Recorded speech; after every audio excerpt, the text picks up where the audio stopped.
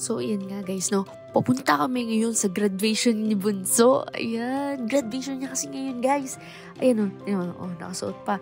Social pa yan naka-sports car pa kami dyan. Kami lang dito ngayon kasi syempre wala si mama. Nandun siya sa, araw muna. So, ayun guys, nandito na nga kami.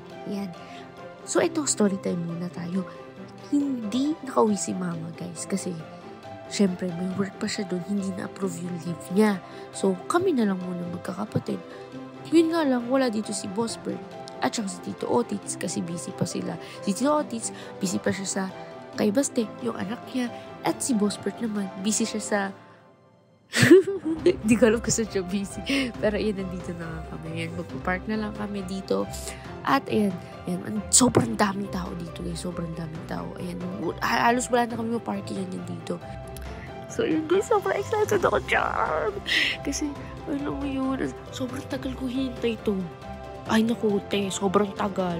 Kasi, paano ba naman yun? Bagsak ba naman last year? Dapat graduate na to last year eh. Pero syempre, ayan, masaya kami dito. Super happy ako. Buti na lang. Dito guys, ayan, nakapila na sila sa kanya-kanya nilang section at saka sa strand nila. Yan, ABM strand nga pala yan, si Bunso. Nahanap ka namin yan sila eh. Pero, ewan, sobrang daming tao, ayan. Pero check na muna to. Ang pogi, camera shy daw siya. At ayan nga, guys, ayan. Nakapasok na rin sila sa wakas. Sobrang tagal naghintay dito. Siguro mga 1 oras to. 1 oras bago sila nakapasok. At buti na lang, uupo na sila sa kanya-kanya nilang uupuan yan. Hiwalay syempre yung parent at yung gagraduate, ayan. Siyempre, yan si Bunso, meron niyang honor, guys. Ako nagsasabi sa inyo, may honor yung Bunso namin. Siyempre, kaya pa magmamana yan? Sa akin. Di ba? Sinundan niya lang yung yapak ko. Ganun yan si Boss Yetits ko. Tignan niyo naman itsura ng kapatid ko.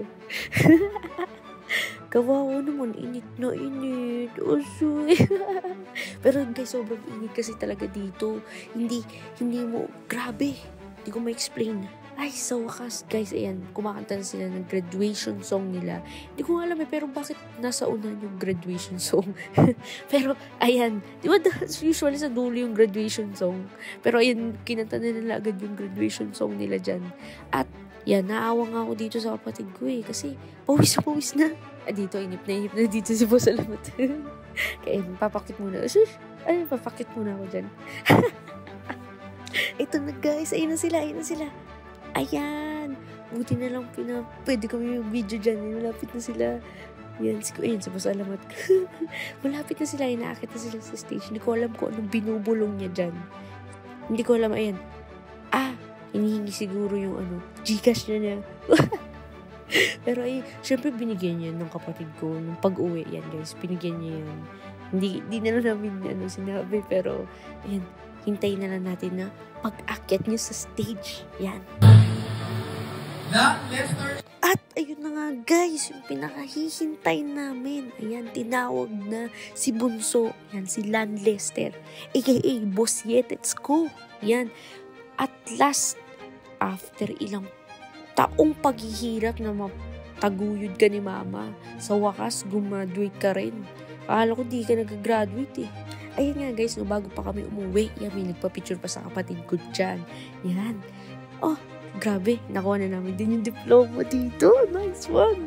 Ayan, nakuha na namin yung picture ni Bunso. Ayan, wow, ang pogi. Manang-mana kay. Ewan ko kanina nagmana yan.